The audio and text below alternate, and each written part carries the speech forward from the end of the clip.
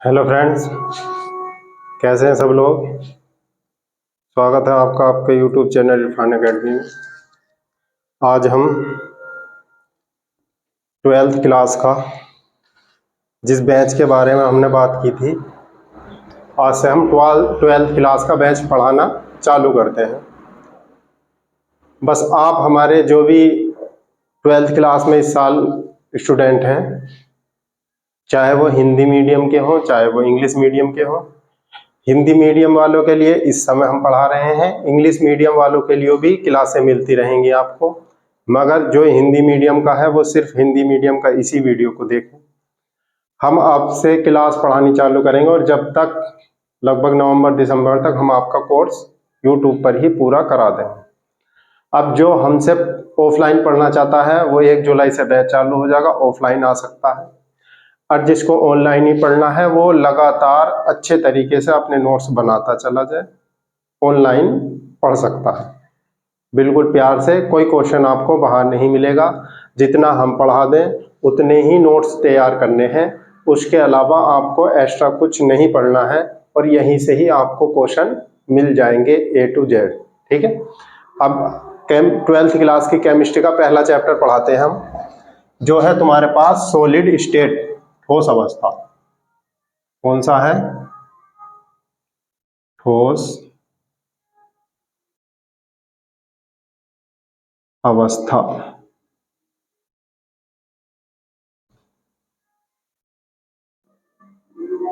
Solid state. ठीक है। तो ठोस अवस्था आज से हम आपको चैप्टर पढ़ाना चालू करेंगे। ठीक है।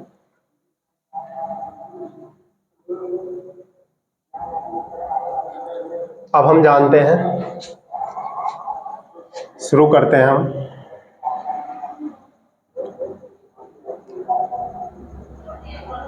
लिखो, पदार्थ की भौतिक अवस्था के आधार पर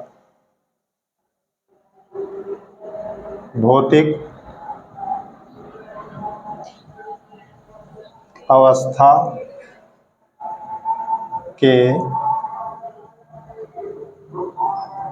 आधार पर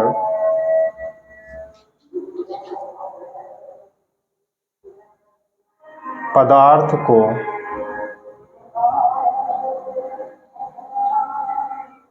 तीन भागों में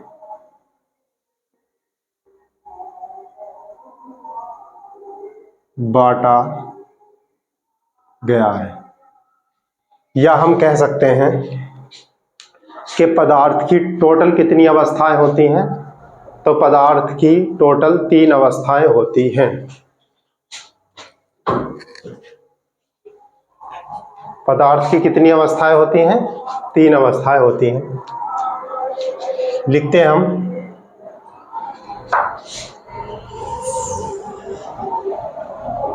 पदार्थ की मुख्यतः 3 अवस्था होती है।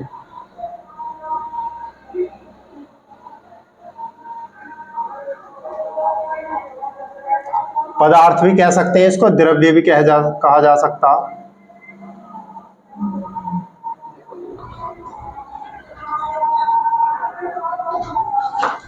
कौन कौन सी होती हैं ये लिख देते हैं हम। एक होती है तुम्हारे पास ठोस,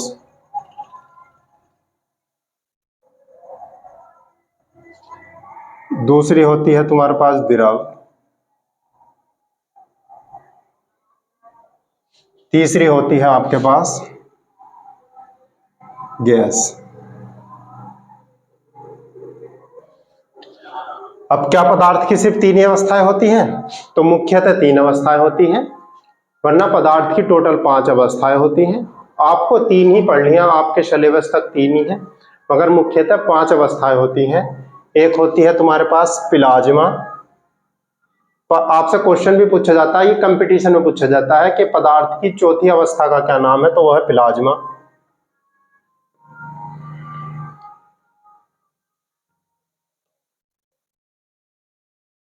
और 5वीं अवस्था होती है बोस आइंस्टाइन।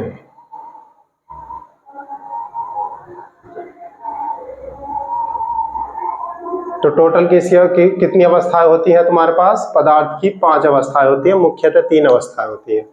प्लाज्मा जो मिलता है आपको सूर्य के अंदर मिलता है, गैस के रूप में ही प्लाज्मा होता है, ठीक है। सूर्य के अंदर जो पाया जाता है वो प्लाज्मा के रूप में ऊर्जा पाई जाती है, और ये कैसा होता है तुम्हारा? लिक्विड फॉर्म में होता है, ठीक है। तो पदार्थ की अगर आपसे क्वेश्चन पूछा जाए, वो कंपटीशन में पूछा जाएगा कि पदार्थ की टोटल कितनी अवस्थाएं होती हैं, तो मुख्यतः 3 अवस्थाएं होती हैं, वरना 5 अवस्थाएं होती हैं। चौथी हमने बता दी प्लाज्मा, 5वीं हमने बता दी बोस-आइंस्टाइन, ठीक है।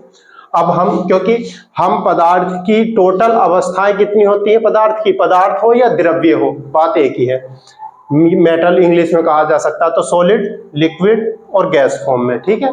हम इन्हीं के बारे में बात करेंगे, मगर द्रव के बारे में भी हम बात नहीं करेंगे, हम गैस के बारे में बात नहीं करेंगे, क्योंकि चैप्टर हमारे पास सॉलिड चल रहा है। तो टोटल जो बात करेंगे हम ठोस के बारे में बात करेंगे, मगर कुछ कुछ डिटेल हम इनकी बता देते हैं, ठीक है। तो अब हम क्या कहेंगे पदार्थ के, ठोस के बारे में क्या लिखेंगे हम? इसका आकार निश्चित होता है।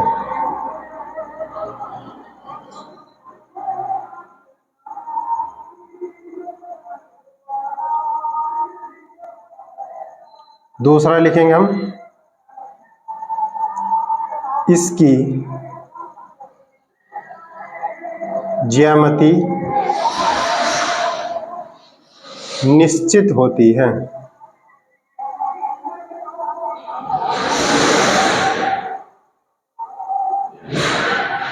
क्या बात समझ में आई आपको?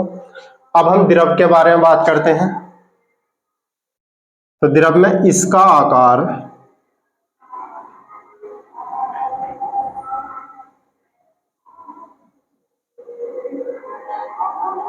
अनिश्चित होता है।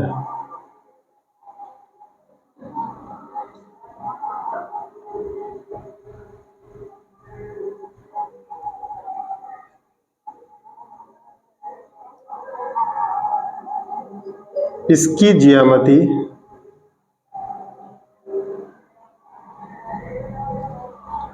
अनिश्चित होती है।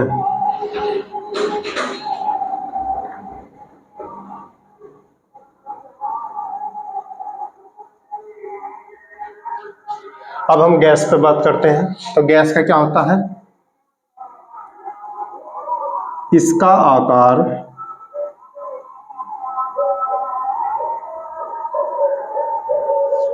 कैसा होता है आपको? इसका आकार अनिश्चित होता है।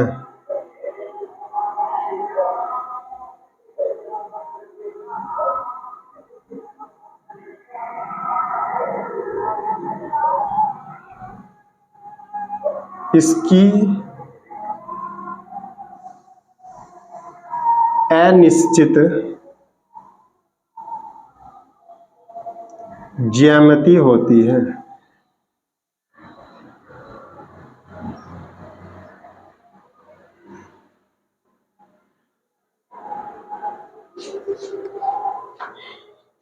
अगली बात करते हैं हम,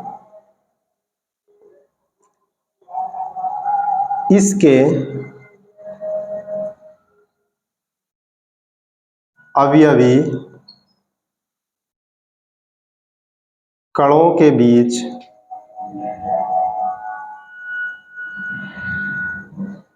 की दूरी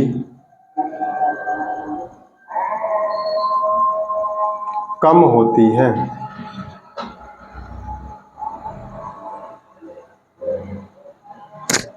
अब हम इसकी बात करते हैं। इसके अवयवी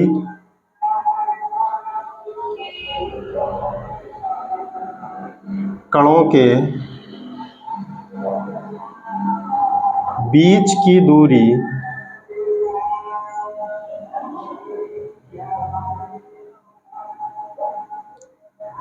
अधिक होती है।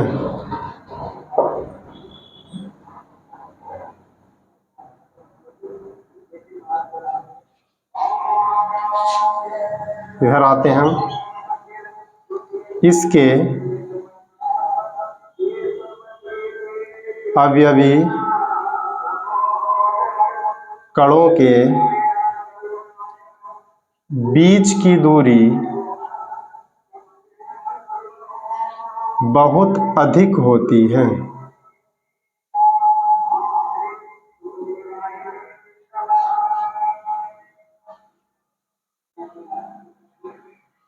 क्या बात आपको समझ में आई? ठीक है। अब हम देखो ठोस के बारे में हमने बात कही। ठोस का क्या होता है, आकार कैसा होता है, निश्चित होता है। जैसे कि हम बात कहें, ये हमने बनाया ठोस,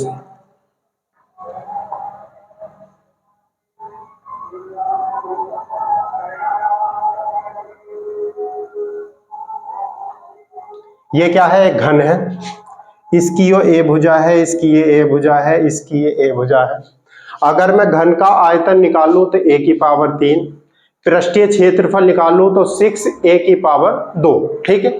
तो बहरहाल हम इस घन का क्या निकाल सकते हैं, आकार बता सकते हैं, कितना चौड़ा है, कितना ऊंचाई है, कितनी इसकी लंबाई है। तो क्या हुआ, इसका आकार कैसा होता है आपका, निश्चित होता है।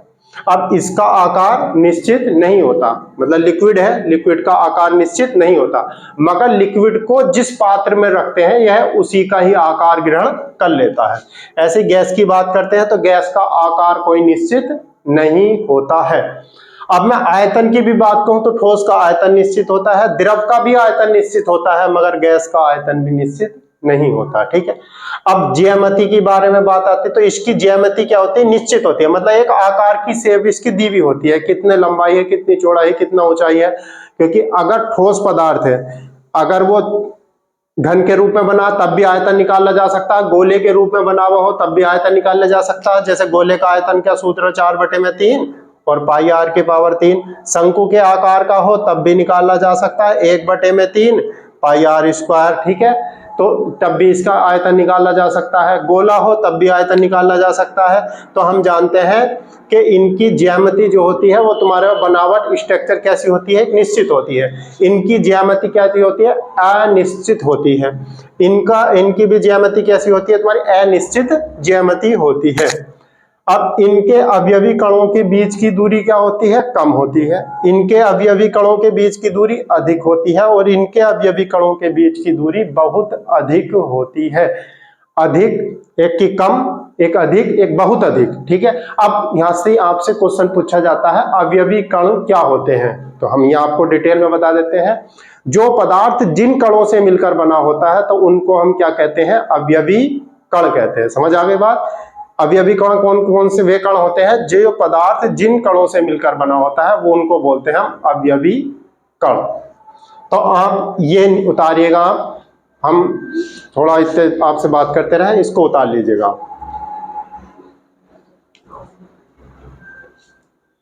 आपका जो ये चैप्टर है, इस चैप्टर में से आपको काफी क्वेश्चन आपको देखने को मिलेंगे। ठीक है नहीं, काफी क्वेश्चन, काफी तो ये है कि ये जो चैप्टर है आपका 4 से 5 नंबर मिलेंगे, जिसमें से एक बहुविकल्प कंफर्म है, और ये यहीं से पूछा जाता है। स्टेटमेंट दे दी जाएगी कि कौन सा कथन सही है, कौन सा गलत है। आपको एक क्वेश्चन का तो ऑब्जेक्टिव मिलेगा, एक शॉर्ट क्वेश्चन यहाँ से मिलता है, कभी कदार न्यूमेरिकल भी आ जाता है, या 2 शॉर्ट मिलेंगे, एक आपको ऑब्जेक्टिव मिलेगा। ऑब्जेक्टिव कंफर्म है। यहाँ से आपको एक चैप्टर भी ज्यादा बड़ा नहीं है, 6 से 7 क्लासों में आपका समथिंग चैप्टर पूरा हो जाएगा। मुझे क्लासों से कोई लेना देना नहीं, क्लास कितनी भी ज्यादा हो जाए, चैप्टर पूरे का कंप्लीट होना चाहिए, ताकि इसमें से एक भी क्वेश्चन आपको छूट ना पाए।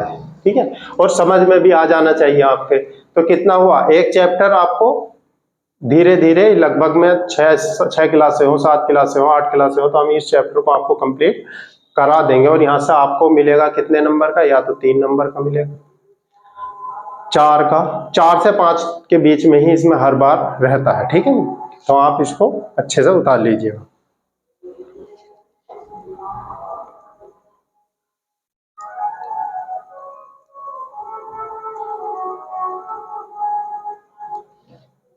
अब आपने कर लिया होगा। ठीक है। अब हम साफ करें।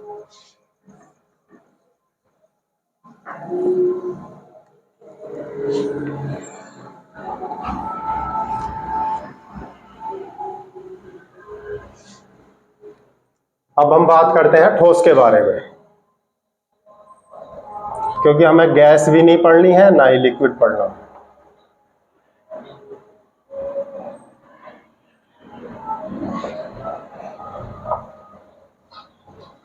लिखो, वे पदार्थ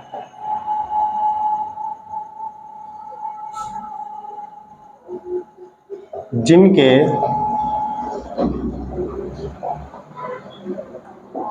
कणों के बीच की दूरी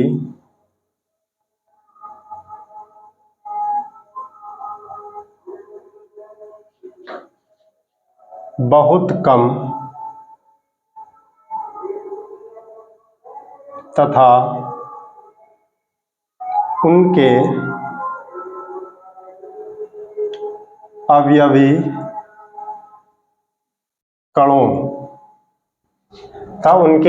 कणों के बीच आकर्षण बल अधिक होता है।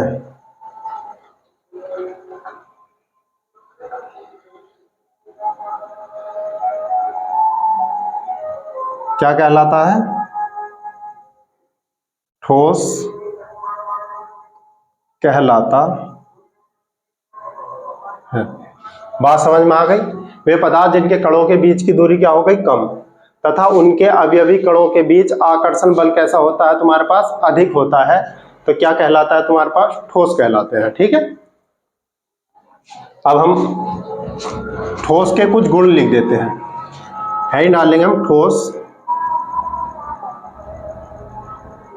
के गुण, और जो कि हम काफी समय से ये पढ़ते भी आ रहे हैं। कक्षा 8-9 में भी ठोस के गुण पढ़े होंगे, जो निम्नलिखित हैं।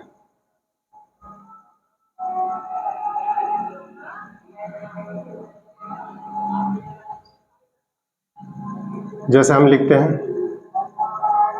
ये कठोर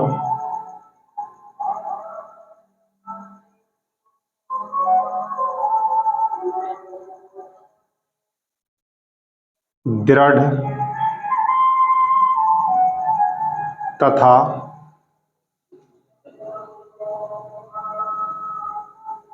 असंपीड्य होते हैं। ठीक है, दूसरा लिखेंगे हम, इनका आकार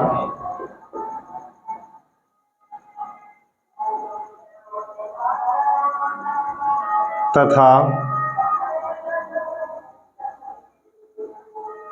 ज्यामिति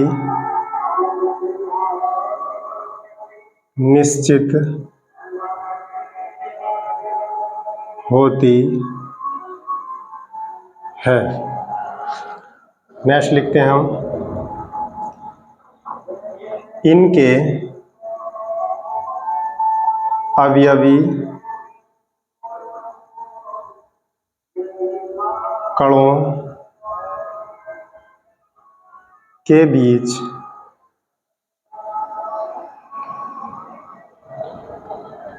आकर्षण बल अधिक होता है।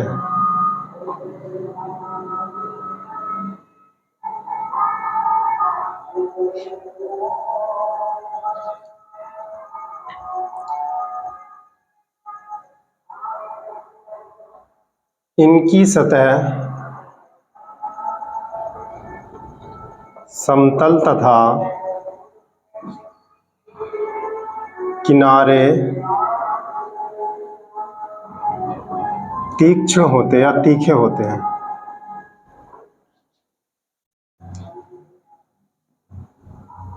होते हैं क्या कहलाते हैं? ठोस कहलाते हैं। इतना लिखिएगा आप। कैसे होते हैं? इनके तीखे होते हैं। ठीक है, आप इतनी बात लिखिएगा आप पहले। इनकी सतह समतल तथा किनारे कैसे होते हैं तुम्हारे पास? तीखे होते हैं। ठीक है, फिर एक आधा और लिख देते हैं हम, जैसे इनके गलनांक तथा क्वथनांक उच्च होते हैं।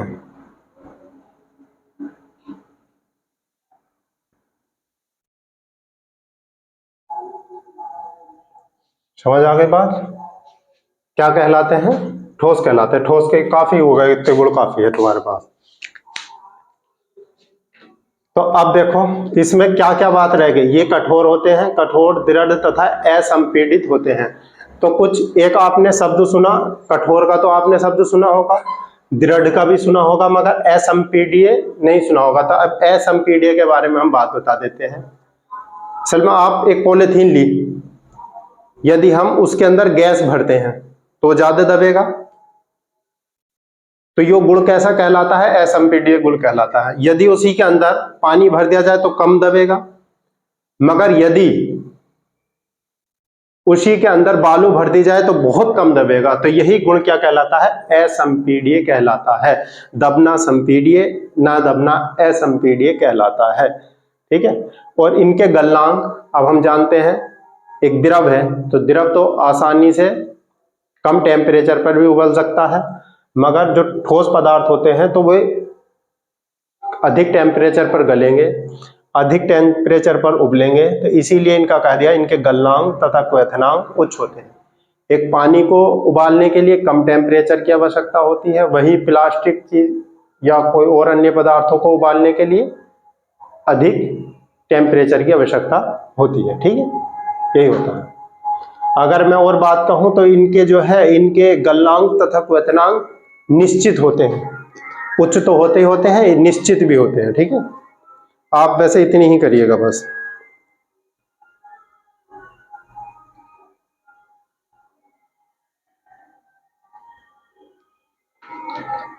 अब हम इनको साफ कर रहे हैं, अगली बात हम बताते हैं। अब देखो ठोस के बारे में हम बात कही तो ठोस कौन कौन सा हो गया। अगर मैं आपसे कहूं कांच कैसा है? ठोस है। जितनी भी धातुएं होती हैं वे सब ठोस है। नमक कैसा है? ठोस है। ठीक है, कांच ठोस है, नमक ठोस है, रबड़ कैसी है? ठोस है। लकड़ी कैसी है? ठोस है। प्लास्टिक क्या है? ठोस है। मगर क्या सभी ठोस एक जैसे होते हैं? क्या कांच में और लोहे में कोई अंतर नहीं होता? होता है। यदि हम लोहे की कोई चीज को छोड़ें तो अलग तरीके से टूटेगी, वहीं कांच को हम छोड़ें तो अलग तरीके से टूटेगा। क्योंकि अब है तो ये ठोस, सब सब पदार्थ ठोस है। जितने कि हमने आपसे नाम लिया, जितनी भी धातु होती हैं, कांच, लोहा, ये सब क्या होती है? कांच एक धातु, कांच भी एक कठोर पदार्थ है, प्लास्टिक एक कठोर पदार्थ है, मगर इन सभी के गलने का अलग टेम्परेचर है, टूटने का अलग प्रेशर है। तो ये सब टूटते भी अलग तरीके से हैं, और ये बनावट में भी इनका अलग अलग तरीका है। तो ये जब बनावट अलग है तो टूटे भी अलग से। तो इसीलिए अब ठोस पदार्थों को दो भागों में बांट दिया गया, एक क्रिस्टलीय ठोस, एक अक्रिस्टलीय ठोस। तो क्रिस्टलीय ठोस कौन से होते हैं, अक्रिस्टलीय ठोस कौन से होते हैं, तो इसके बारे में हम बताएंगे। जैसे कि आप तुमने कांच लिया, तो कांच कैसा है? एक अक्रिस्टलीय ठोस के अंतर्गत आता है। अब इसको जितनी बार भी आप, सपोज करो 2 गिलास लिए, उनको एक साथ जमीन पर छोड़ो, उनका टूटने का तरीका बिल्कुल अलग होगा, क्योंकि वो बने अलग अलग तरीके से थे, उनके अवयवी कण अलग अलग ढंग से व्यवस्थित थे, तो टूटे भी अलग अलग तरीके से। चाहे आप एक ही गिलास को समान ऊंचाई पे से तोड़िएगा, गिराइएगा तो वो अलग तरीके से टूटेगा। उस दूसरे गिलास को लेगा उतनी ऊंचाई पे से, उतने ही टेम्परेचर, उतने प्रेशर से नीचे डालिएगा, तब वो अलग तरीके से टूटेगा, क्योंकि उनकी बनावट अलग थी, उनके अंदर जो अवयवी कण थे वो अलग अलग ढंग से व्यवस्थित थे, तो इसीलिए वे टूटेंगे भी अलग तरीके से। तो ये जो होते हैं तुम्हारे पे अक्रिस्टलीय ठोस के अंतर्गत आते हैं। ठीक है, अब आप इसको उतारिएगा, फिर हम इसको साफ करते हैं, आगे बढ़ाते हैं। ठीक है,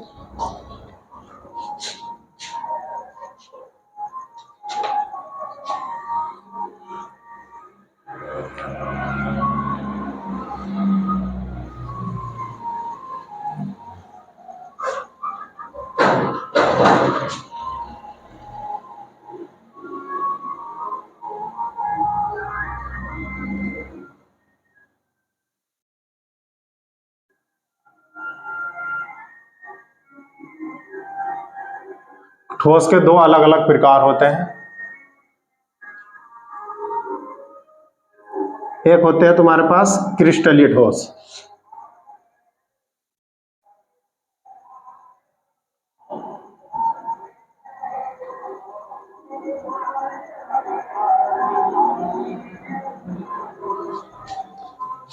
दूसरा होता है तुम्हारे पास अक्रिस्टलीय ठोस।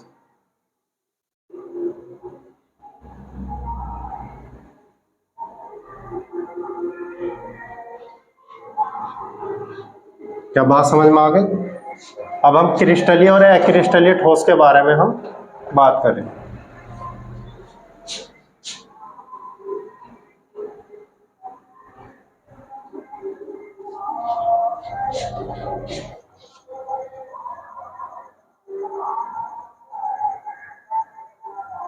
इनके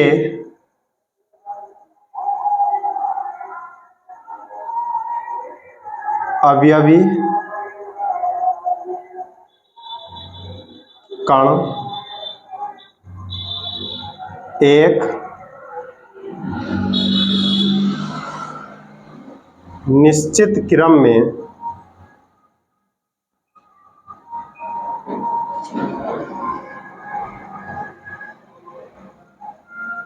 व्यवस्थित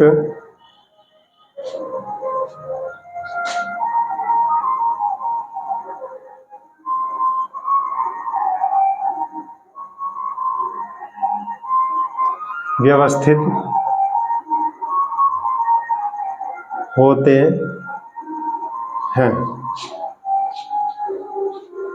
इनके अवयवी कण एक निश्चित क्रम में व्यवस्थित होते हैं।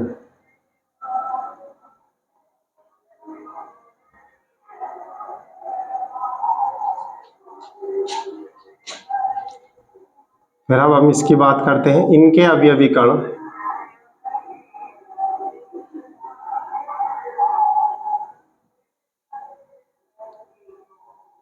एक इनके अवयवी कण अनिश्चित क्रम में व्यवस्थित होते हैं।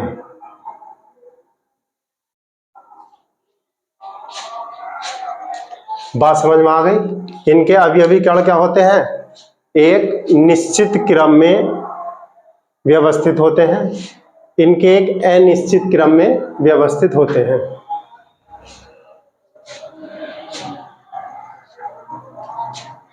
लिख देंगे दूसरा।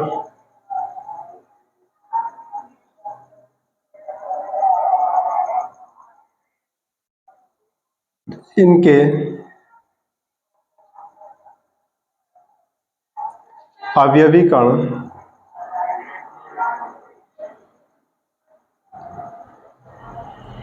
नियमित क्रम में होते हैं।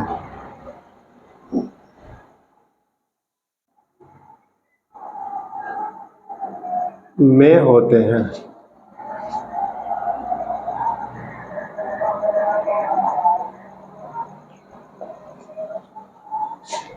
यहां आते हैं इनके अवयवी कण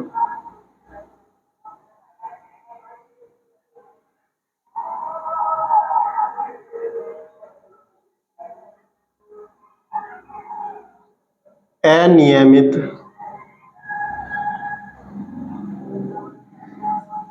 क्रम में होते हैं।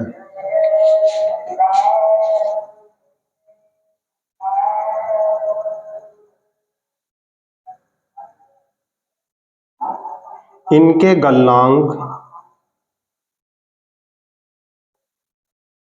निश्चित होते हैं। इधर लिखते हैं हम इनके गलनांक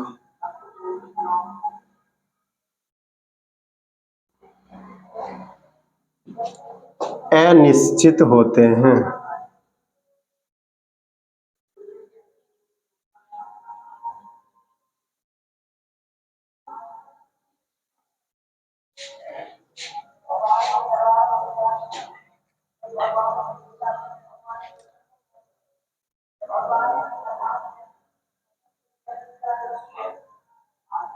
ये सभी वास्तविक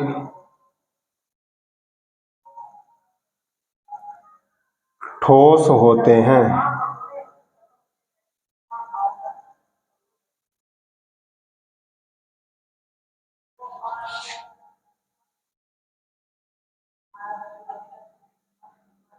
ये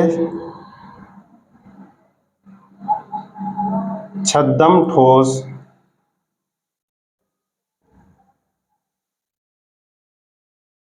होते हैं। अब जब इनके गलनांक निश्चित होते हैं तो आप गलन ऊष्मा के बारे में कहें। इनकी गलन ऊष्मा निश्चित होती है।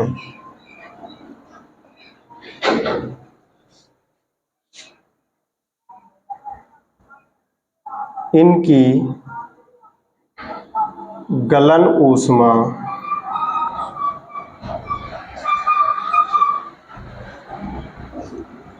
अनिश्चित होती है।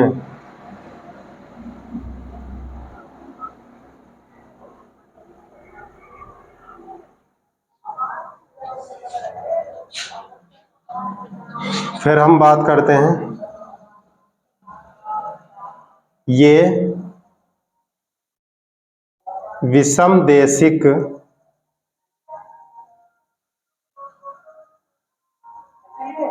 होते हैं। अब ये कैसे होते हैं भाई? ये समदेशिक होते हैं। अब हम जानते हैं इनमें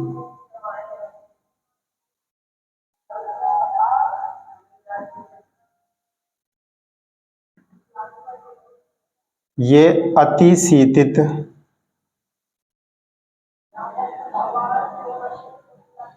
द्रव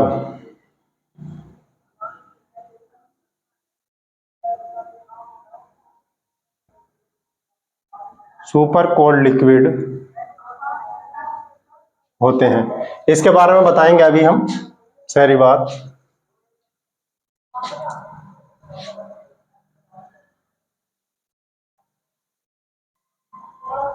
इनका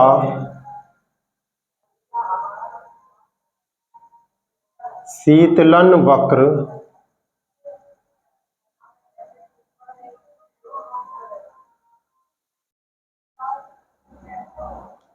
असतत होता है।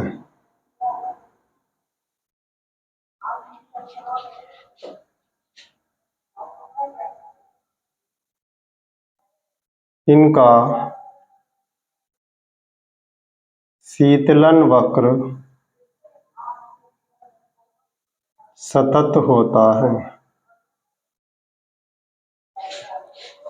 अब कुछ रह गया क्या? काफी हो गए। एग्जाम्पल में लिख देते हैं हम, जैसे इनका शीतलन वक्र, इनका क्या हो गया, इनका भी विकर्ण। अब हम इनके एग्जाम्पल लिखते हैं, जैसे कि NaCl हो गया, KCl हो गया, ब्रैकेट में लिख देता हूं मैं सभी आयनिक यौगिक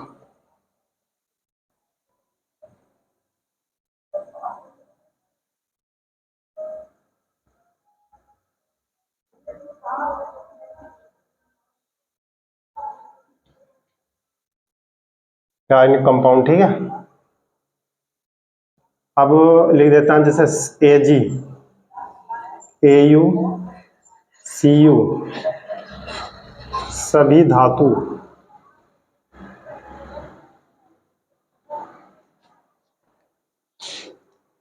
इसका एग्जाम्पल लिखते हैं हम लकड़ी, कांच, रबड़, प्लास्टिक।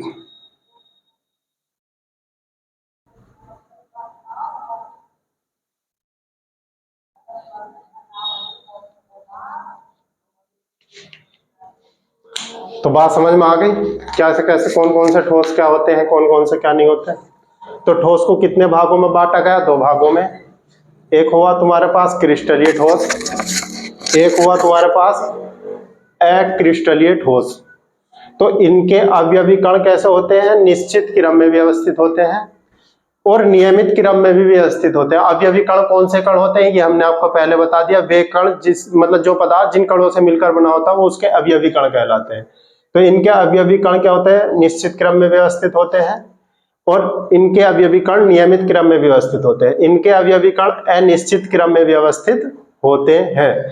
इनके गलनांक जो होते हैं निश्चित होते हैं, क्योंकि किसी धातु हो या NaCl हुआ, इसको हम एक मिनिमम मैक्सिमम टेम्परेचर तक गर्म करते हैं, फिर उसके बाद उनको टेम्परेचर फालतू देना कोई फायदा नहीं होता, ठीक है।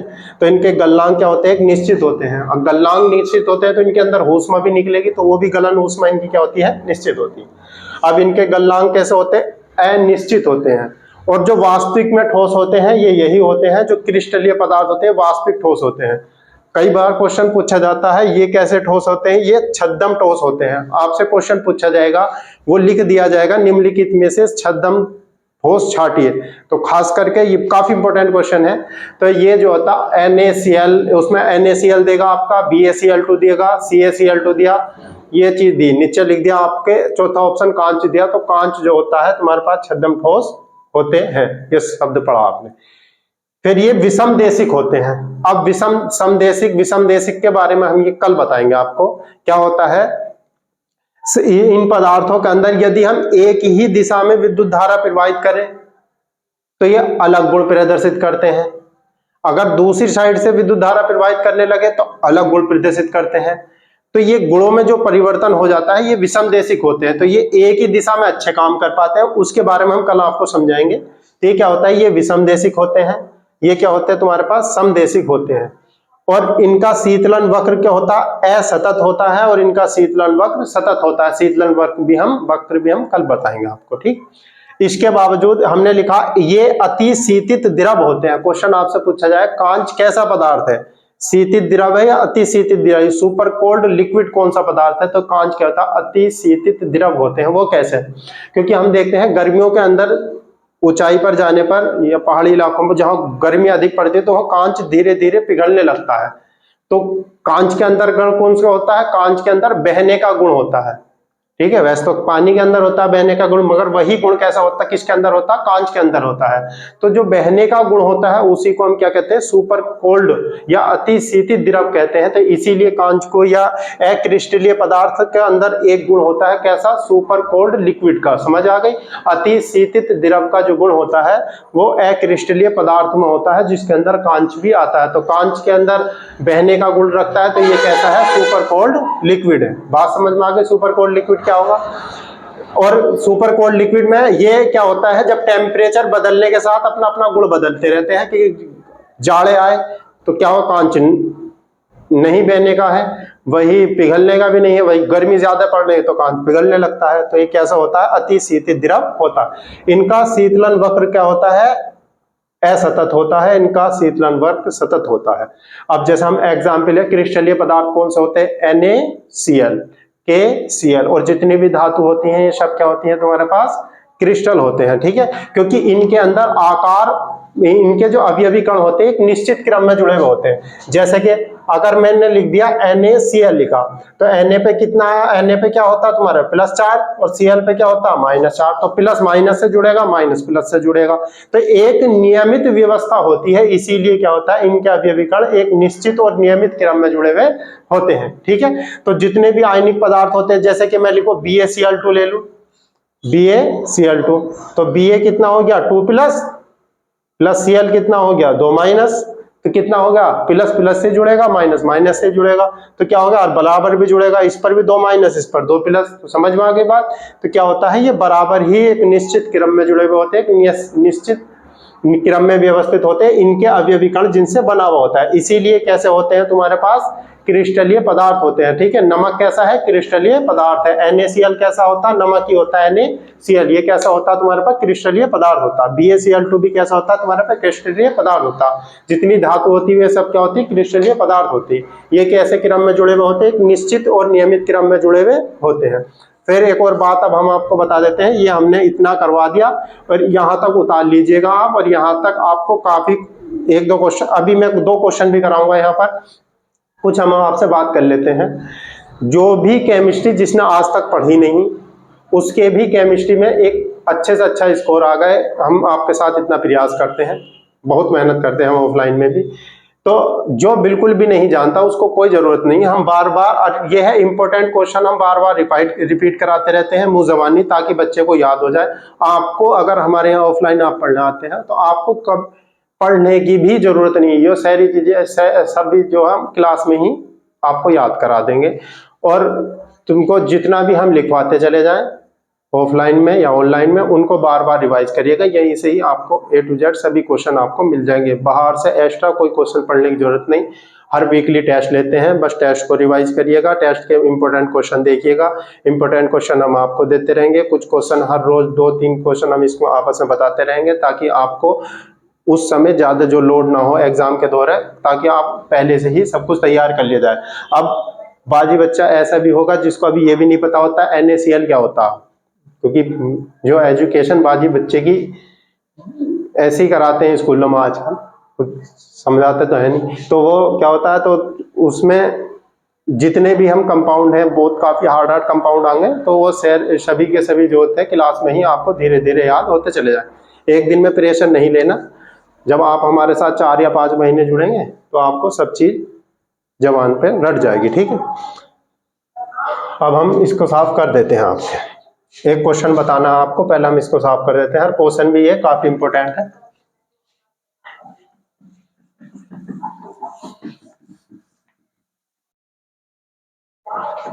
जैसे कि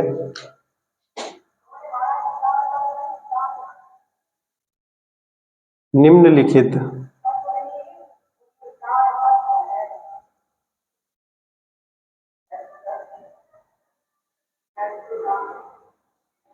में कौन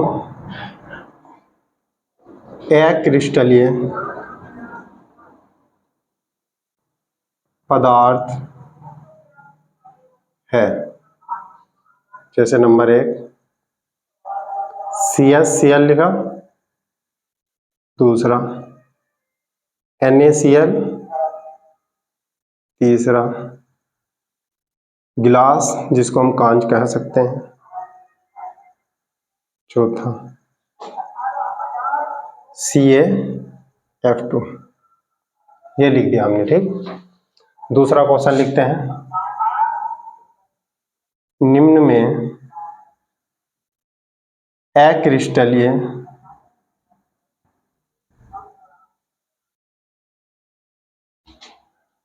अक्रिस्टलीय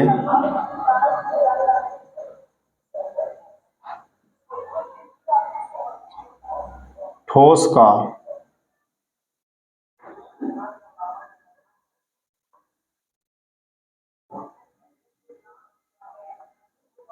गुण नहीं है।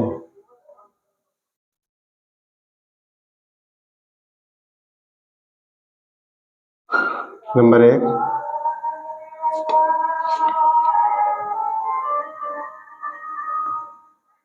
ये सभी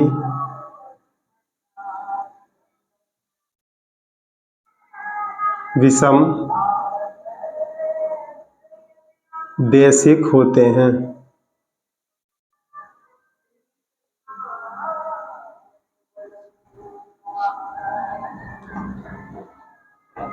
इनके अवयवी कण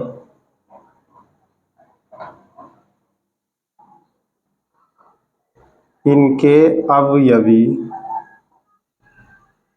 कण नियमित व अनिश्चित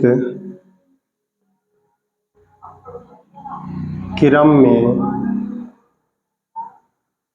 होते हैं। तीसरा,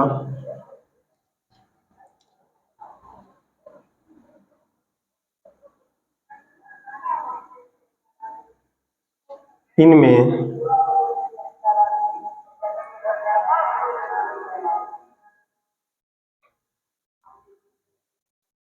ये सभी दृढ़ तथा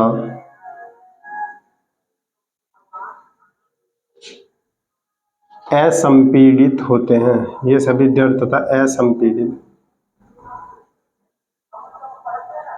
होते हैं।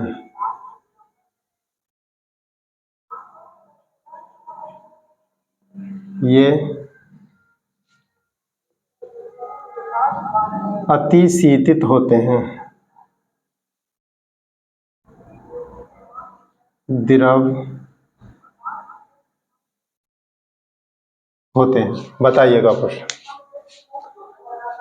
ये क्वेश्चन काफी बार आपसे क्वेश्चन एग्जाम में पूछा गया। निम्नलिखित में कौन सा अक्रिस्टलीय ठोस है? तो अब हमने बात कही थी CaCl2, क्योंकि ये कैसा है तुम्हारे पास आयनिक यौगिक है, तो ये तो हो ही नहीं सकता।